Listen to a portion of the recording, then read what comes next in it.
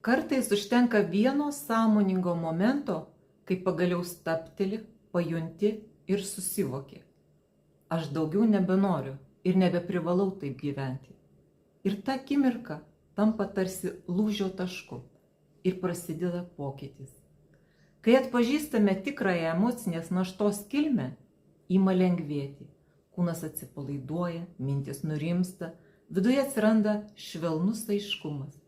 Ir tai ne magija, tai vidinio darbo rezultatas.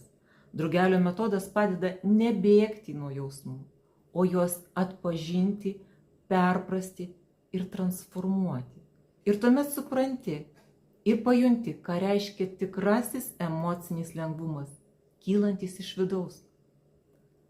Aš, Rita Regalė, pokyčių streso valdymo ekspertė, kviečiu jūs patirti, kaip emocinės naštos paleidimas sugrąžina vidinę laisvę.